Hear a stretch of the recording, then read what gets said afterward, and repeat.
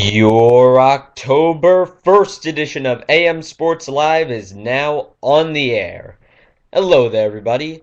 I'm Andrew Goldstein, and I have another fantastic show planned for us today. It's going to be an all football show. I'm going to be breaking down week 4 and maybe even getting to some week 5 picks.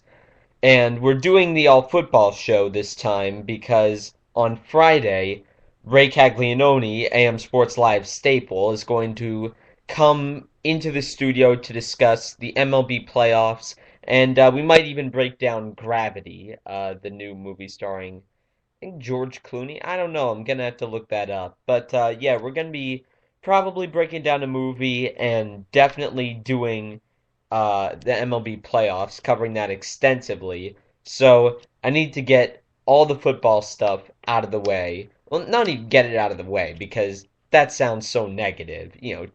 Properly discuss it on the Tuesday show before we have our all baseball event on Friday. So, let me try to think. Is there any housekeeping items before we dive into the content here? My internet has been, for whatever reason, very slow tonight, and that frightens me. So, apologies in advance if there are any problems with audio or buffering. I don't know why there would be problems with buffering, but if there are, my apologies. I don't expect that there will be any problems. This is probably just my extreme sense of paranoia about this stuff acting up again. But if there is, my apologies. My internet is notoriously awful among the friends who pay frequent visits to my house. Other administrative notes. Oh yes, Markow will be coming on, I want to say next week. Yes, next week on Friday to break down Machete Kills, and maybe the Friday after that too to break down Escape Plan. So that's something. It'll be nice to have that give and take with him again and save my parched throat from enduring 45 minutes to an hour of talking extemporaneously. So yes, that's going to be fun for me. And as for now, I'm sticking with the Tuesday and Friday schedule, 45 minutes to an hour every Tuesday and Friday. I like how this feels. I reserve the right to change it in the future, but for now, I think I'm going to stick with it. It's working for me. It's a nice 2 day a week thing that I have going on that doesn't really interfere with my schedule too much, and I think I want to keep it. So, before we dive into football, just want to do the social media plug here. Follow us on Facebook at AM Sports Live, Twitter at AM Sports Live 1, subscribe to National Sports on Spreaker.com and on YouTube if you so choose. And if you want to comment or you want to drop me a message, you can just click the thought bubble thing right next to the broadcast, and the message box will pop up. You could type whatever you want in there, and just send it on over to me, and I will most likely read it unless it's on a topic of which I have insufficient knowledge or not appropriate to be read on what I hope will be a PG-13 show. So, most messages I will probably read and respond to in some fashion. So, with the administrative stuff out of the way, let's dive into football because stuff happened. Week 5 of the NFL season. Let's start going through the games. Ravens at the Bills. Ravens fall to 2-2. Bills win 23-20. They rise to 2-2 and are right in the thick of things in the AFC East. They're 2 games behind the division-leading Patriots, 1 behind the Dolphins. They're in fourth place actually because they lost the tiebreaker with the Jets, but still, anything could happen in the AFC. Certainly, a lot of football still left to be played, but I'm concerned about this Ravens team. I don't know who on their offense besides Torrey Smith is going to. Who's creating the plays? That's what I want to know. Certainly not Ray Rice because he carried the ball a grand total of 5 times last against the Bills for a grand total of 17 yards. So, you could thank Jim Caldwell for that one, fantasy owners. If not Ray Rice, then you're gonna put the ball in Joe Flacco's hands 50 times per game. And Torrey Smith, number one receiver, that's obviously a solid option, but who else is there? Dennis Pitta down for the season with an ACL injury. Ed Dixon and Dallas Clark certainly aren't stepping up to it. They're not creating enough separation. Marlon Brown, I guess Marlon Brown's the number two receiver there. I feel like they don't have that presence that can just catch intermediate passes, gain 8 or 10 yards, and keep the chains moving. Joe Flacco can deliver the 40-yard strike to Torrey Smith. You can check it down to Ray Rice, and that's it. Those are his only two consistent options for moving the football down the field. This Ravens team is in a lot of trouble, and I don't see it getting better for them anytime soon unless somebody steps up as an alternative playmaker because as a lot of teams have discovered over the course of the NFL season so far, there's a big, big difference between having one quality receiver and having two quality receivers.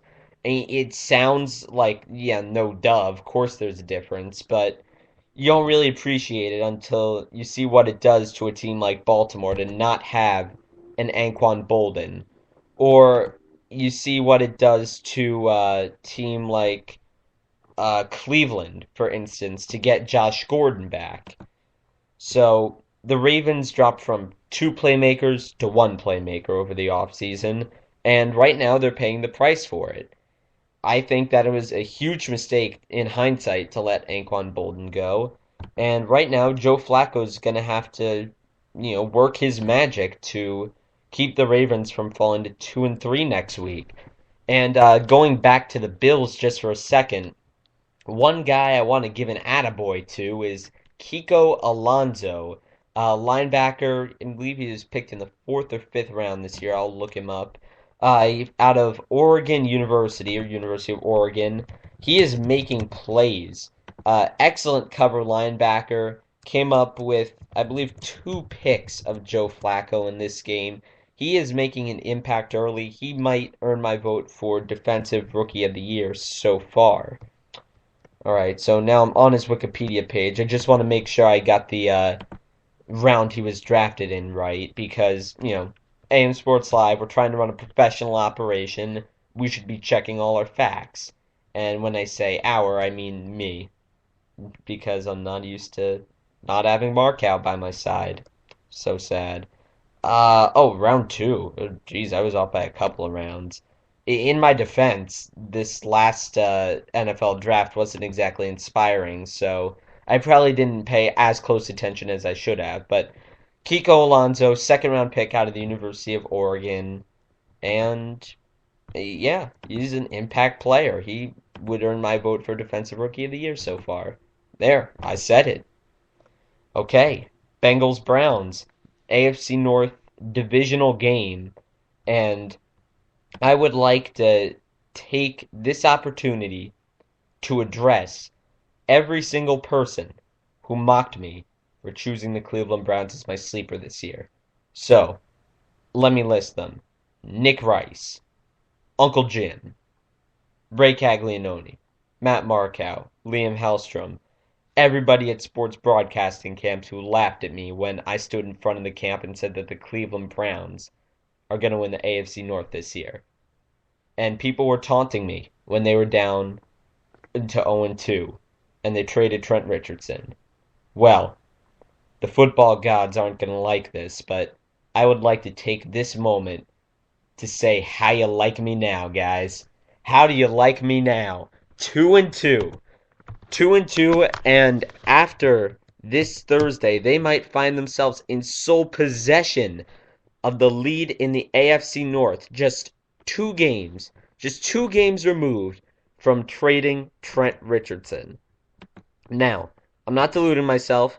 Brian Hoyer is a step up from Brandon Weeden, to be sure, but that just means you're moving from abysmal to mediocre. But, they have assets. Joe Hayden is a shutdown corner, and he did a number on A.J. Green this past week. He was held with only, I think, one or two catches. Uh, Jordan Cameron, obviously a monster.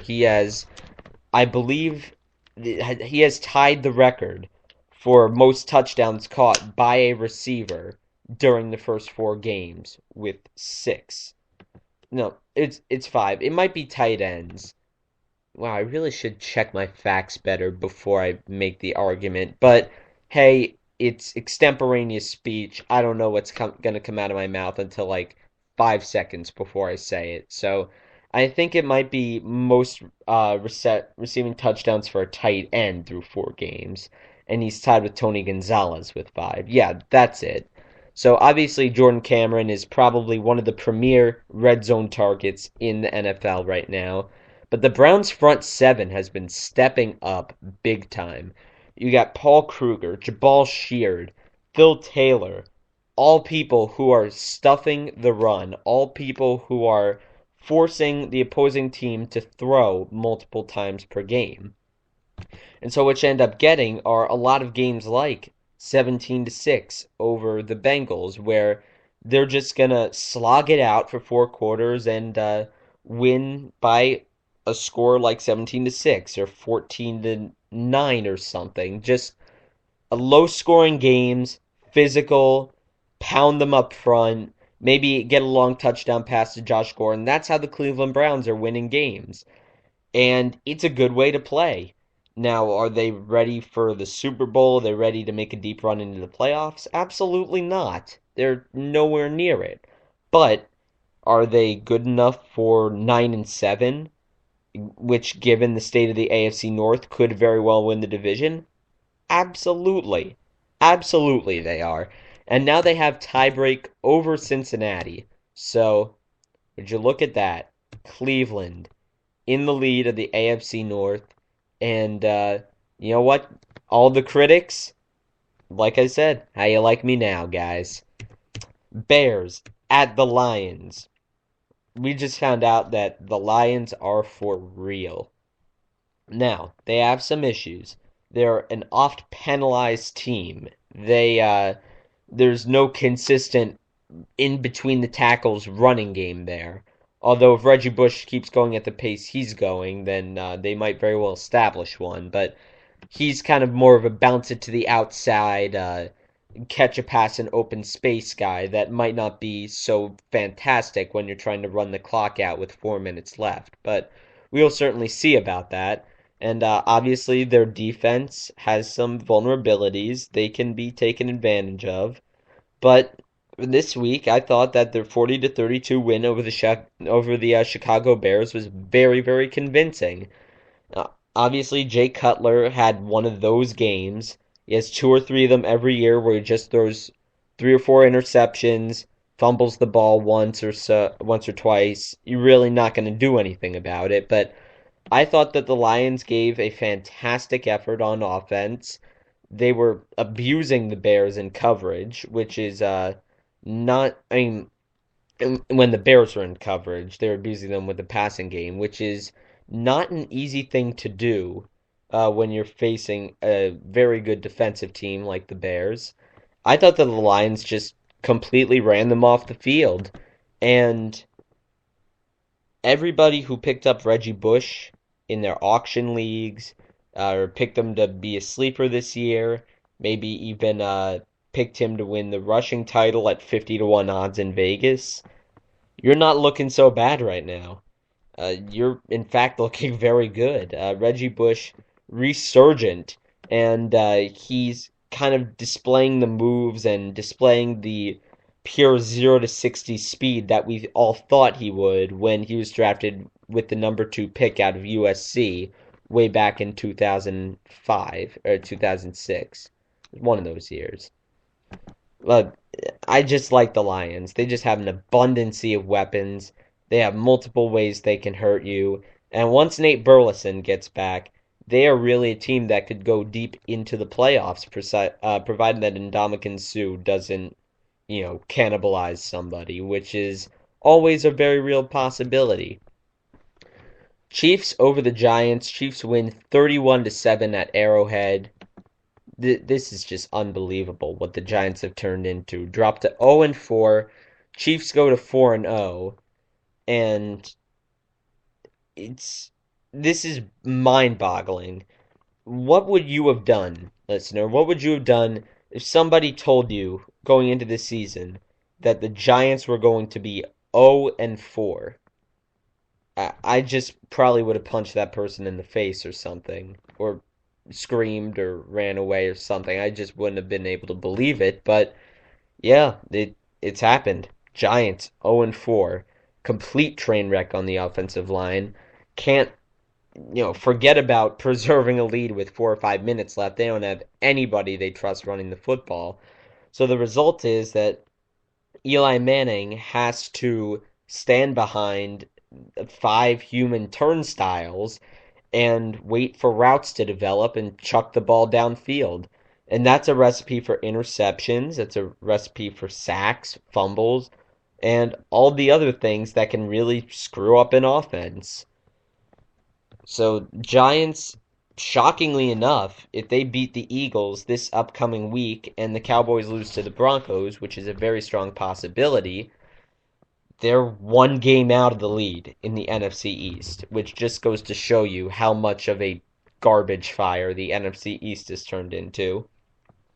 And as for the Chiefs, kudos to them. I can't wait for their game against Denver. That's going to be a good one. But they actually just committed their first couple of turnovers in that game against the Giants. Going into that game, they had committed a total of 0 turnovers. And anybody who's read my book, anybody who knows the first thing about my philosophy on football is that turnovers are the most important statistic besides wins. If I were coaching a football team and there's one statistic that I would look at and take pride in, it's turnovers. Possessing the ball, not giving the ball back to your opposition, that's just the key to winning football games. And when you have a quarterback in Alex Smith that's very, very good at not doing stupid things, and when you can control the ball for 36 minutes, which is what they did against the Giants, you're going to win ball games. And that's exactly what the Chiefs have done so far. They moved to 4 and 0.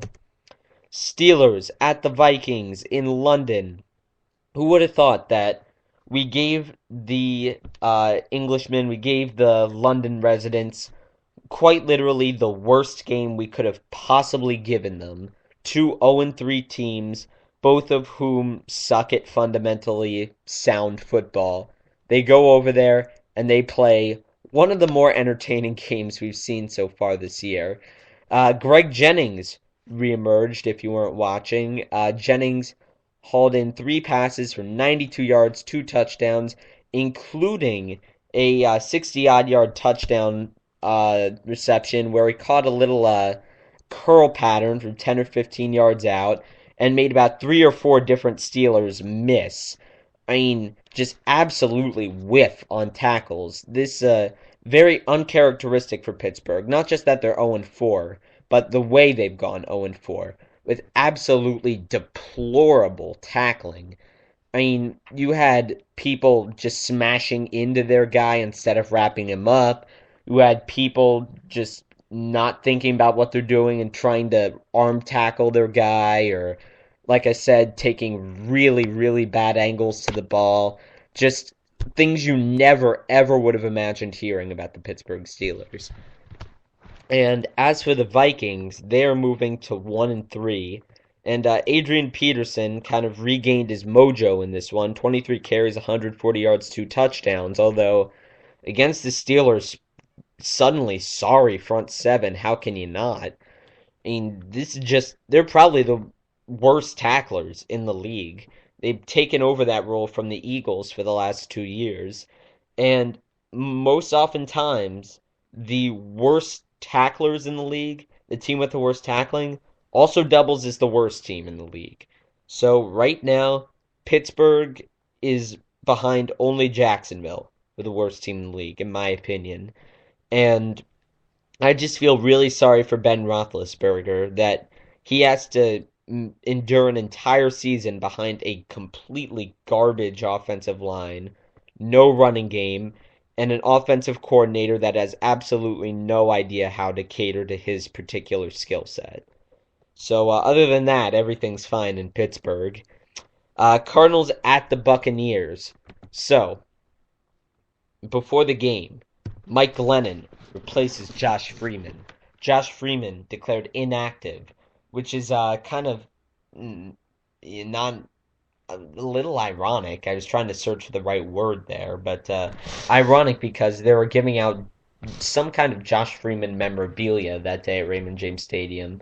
So while people collected their Josh Freeman bobbleheads, Josh Freeman wasn't even on the sidelines. He was banished to the owner's box. He was kicked off of Greg Schiano Island like it was a Survivor episode.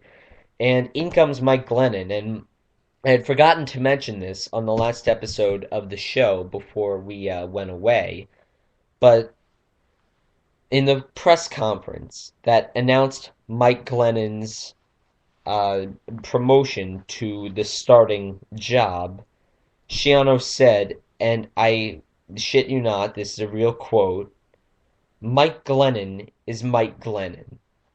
That's the quote he gave. Mike Glennon is Mike Glennon. And never has one single sentence from one coach never has one sentence said both so little and so much at the same time. Mike Glennon is Mike Glennon, and he was in his, he was Mike Glennon. That's probably the most I can say for his performance. 24-43, 193 yards, one touchdown, two interceptions. Yeah, two interceptions, 55.7 passer rating. He was on point with a couple of passes. He was off point with more passes than he was on point with. He threw a very, very big interception to Patrick Peterson that say whatever you want about Josh Freeman, but he would have never thrown in roughly a million years.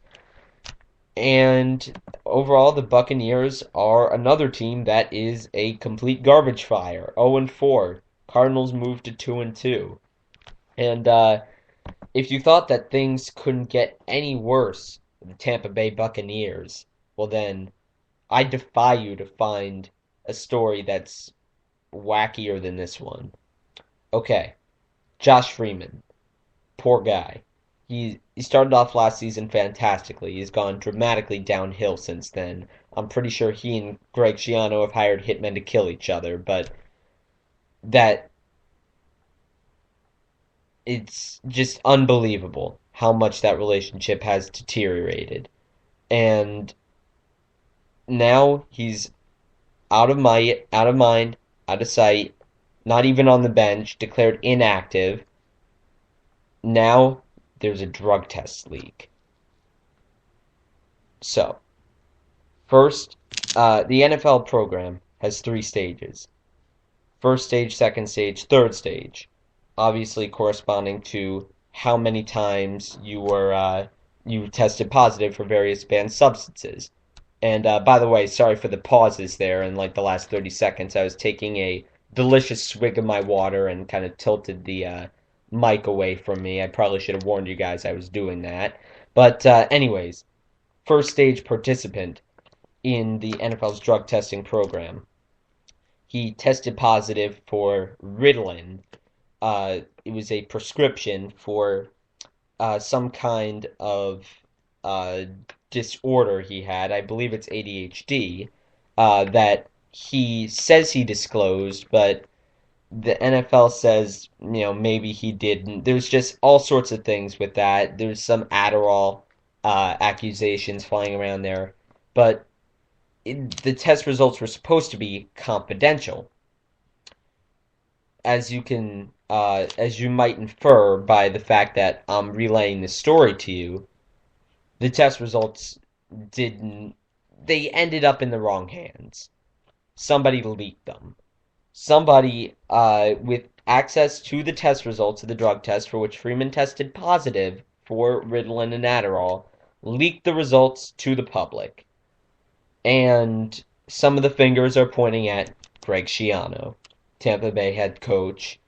and probably the most hated man in football right now.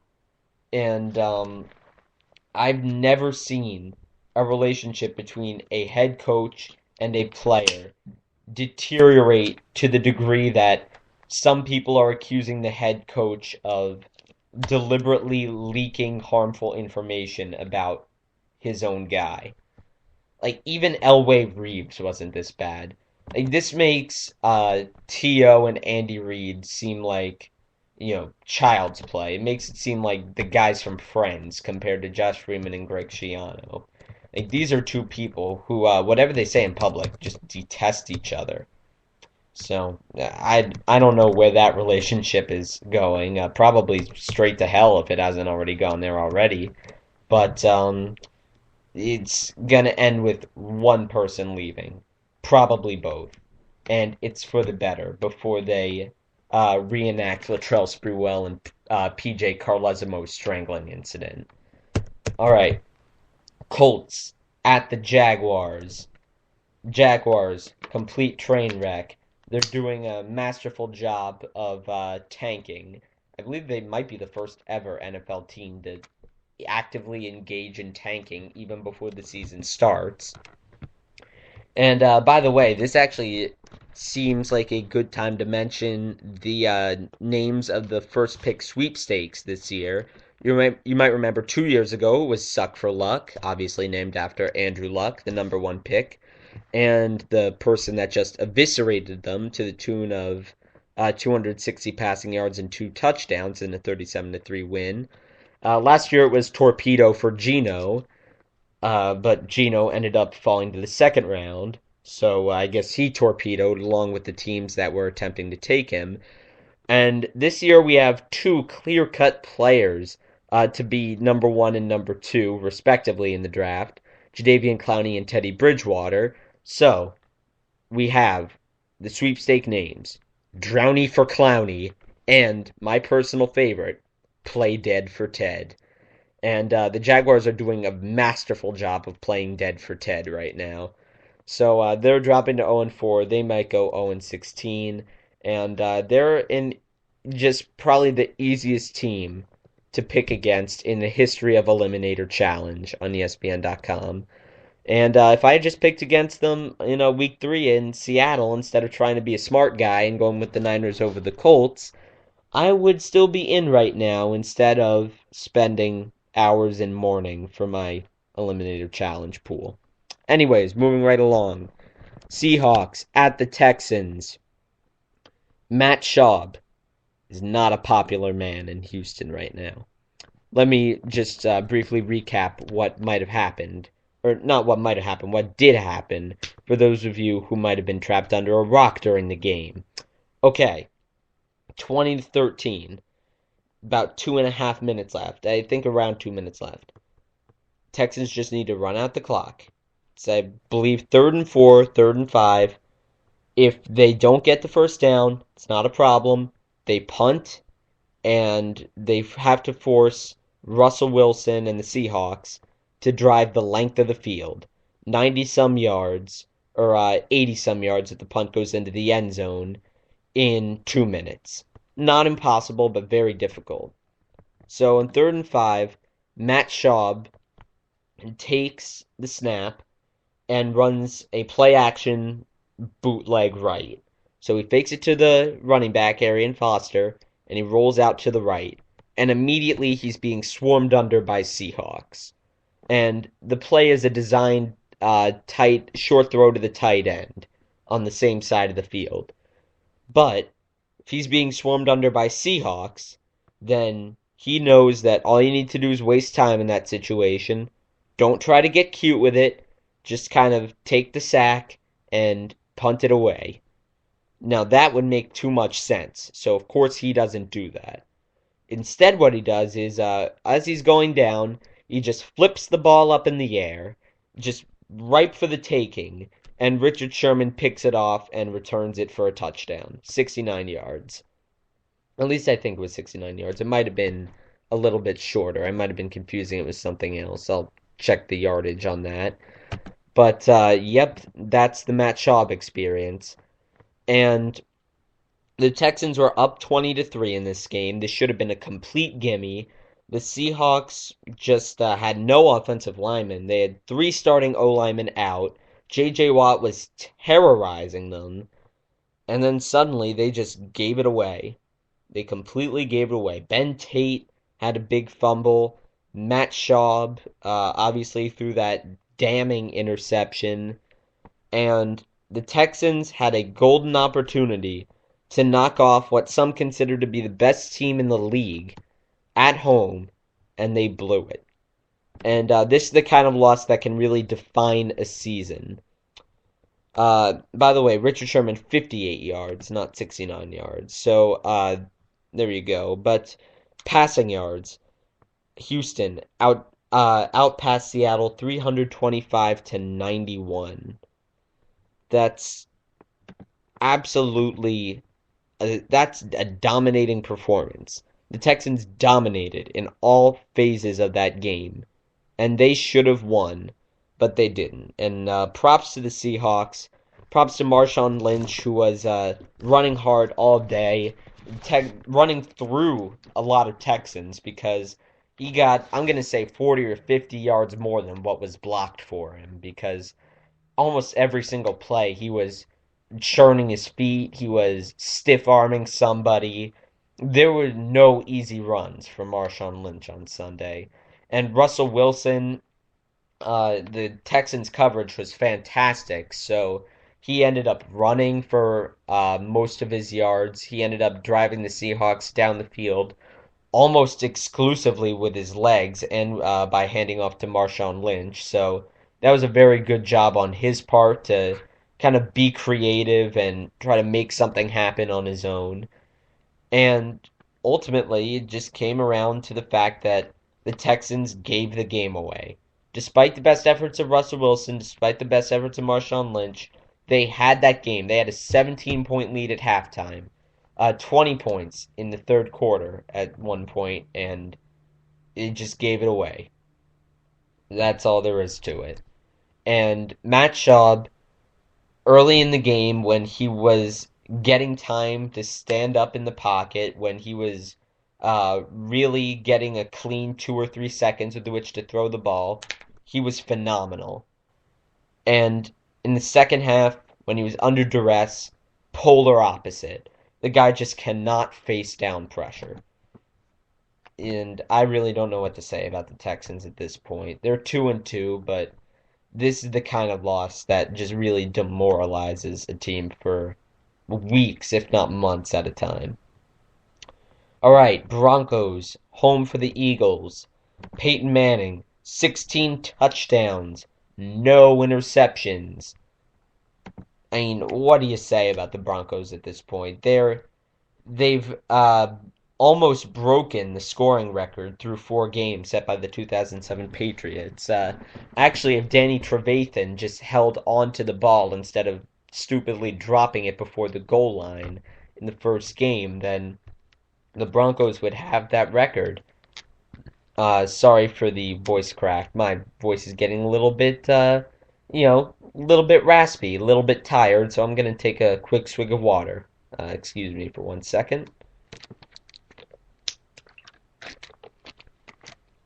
Cool, refreshing Poland Spring. Unfortunately, we don't have callers on this show, and we don't have another host to take some of the pressure off of my voice. And when I say that, it might sound like, oh, boo-hoo, poor radio host complaining about his voice. Well, deal with it. It gets tired. 45 minutes of speaking extemporaneously after you've gone through a full day's worth of speaking to people, talking in class and all that.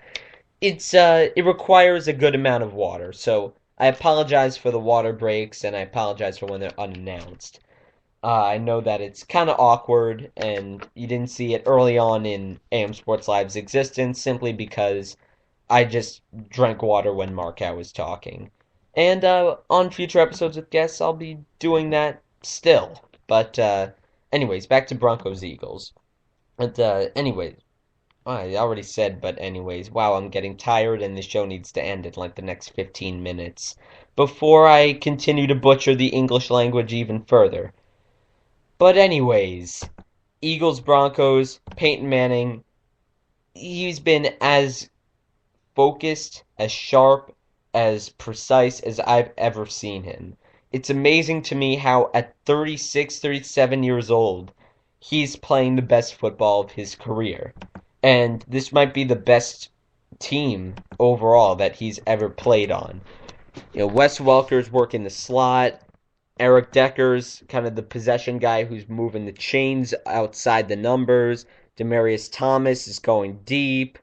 Uh, Eventually, I can see them working Ronnie Hillman into the passing game, Julius Thomas doing things from the tight end position. I don't know how you defend all of the weapons that the Broncos have. The Eagles certainly showed that they couldn't. And they hung with the Broncos for a while. The score is 21-13 at halftime, and that's not bad.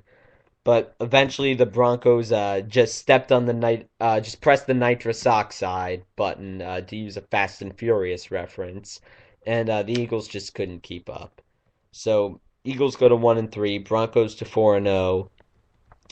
All right, Jets Titans. Oh, Gino, what happened to you, buddy? You were doing so well there, and now you're not for whatever reason. It, the, there just happens to be the Jets just happen to have this thing about finding new and inventive ways to fumble, to fumble the football. It's almost like a style competition for them at this point. We have Mark Sanchez running into somebody's ass and fumbling the ball. We have Geno Smith trying to pass the ball behind his back, like he was Chris Paul driving the lane or something. You have Geno Smith trying to outdo himself, and as he ran for a first down, just holding the ball almost away from his body, just where anybody could swat it out of his hands. So we'll probably be reading one of those stories in the paper about how he has to carry a football all around the facility all day, and if somebody takes it from him, it's a $500 fine or whatever. I expect to be reading one of those stories very soon. But never have I seen such a good performance by the team ruined by like three or four players. Geno Smith because of the turnovers. Vlad Dukas, the I want to say he's the right guard for the Jets, either the right or the left guard. He's not one of the tackles, who might be one of the worst offensive linemen I've seen in a while. He's committing holding penalties. He's the new Wayne Hunter for the Jets essentially. He's just an offensive lineman who's screwing everything screwing everything up for just the entire unit.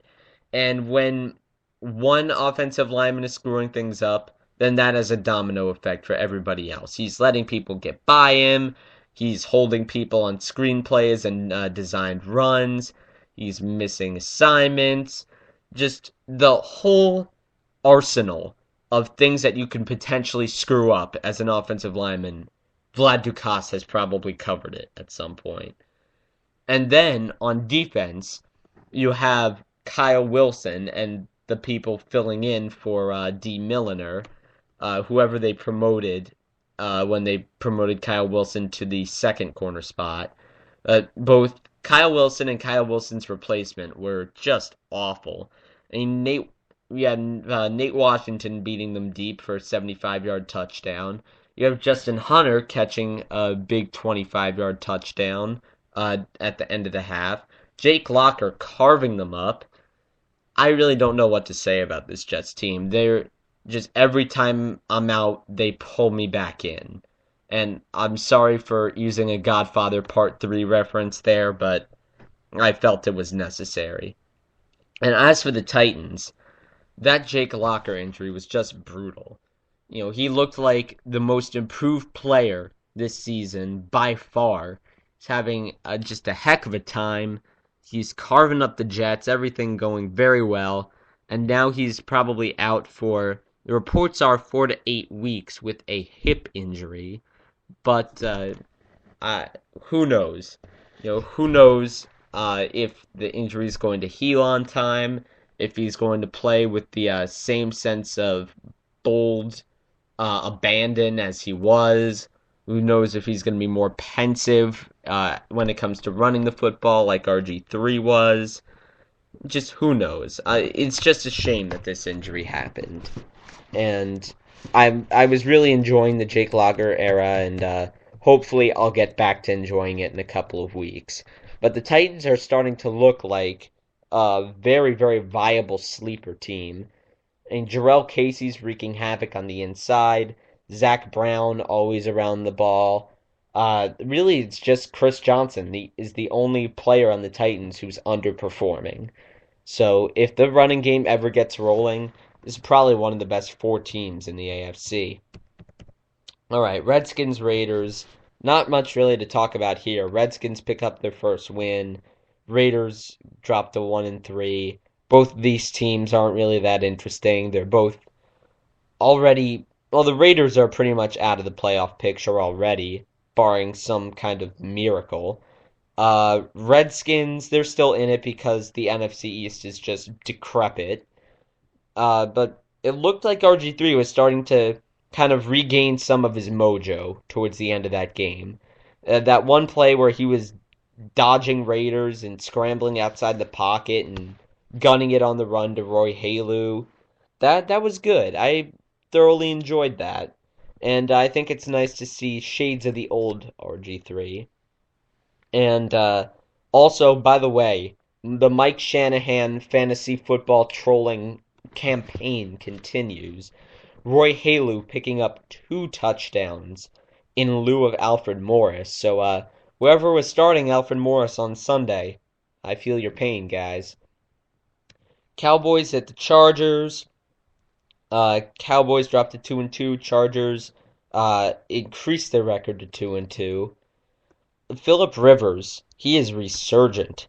35 of 42, 401 yards, 3 TDs. He's getting much better protection in the pocket.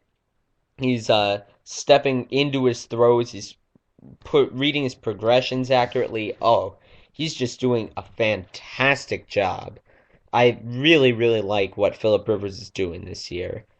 And let's see the 2 games we have left on the docket here. Pats at the Falcons. The Patriots are probably, I'm not going to say the worst 4-0 I've ever seen, because you can't be bad and go 4-0. That's just not possible. But the least impressive 4-0 I've ever seen. Because, yes, they're 4-0, but if you ask any Pats fans, how do you feel about your Super Bowl chances, or are you really excited about the Pats team? Like a lot of the people who watched their first 4 games that I've talked to, my buddy Markow being one of them, are really pensive about this, and I can see why. Because obviously Vince Wilfork down for the year with an ACL injury, so that big presence in the middle of the defense is gone. The Gronk and Amendola are both going to come back eventually, but who knows if they're going to stay healthy for more than a couple of games at a time.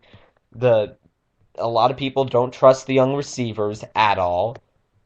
Kenbrell Tompkins has shown some promise, and Aaron Dobson has kind of been shaky over the past couple of weeks.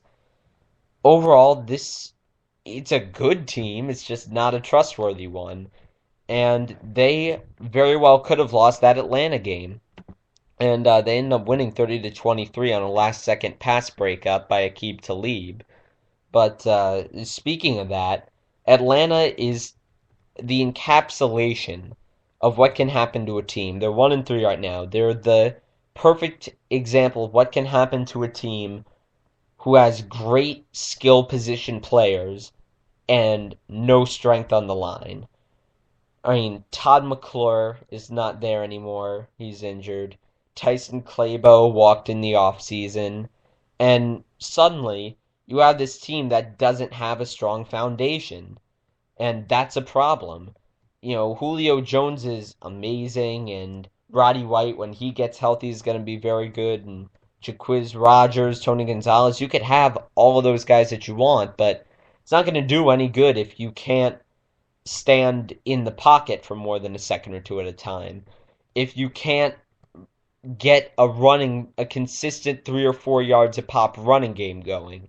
If you can't do those things, then that's troubling, and that really diminishes the value that the skill players would have otherwise had.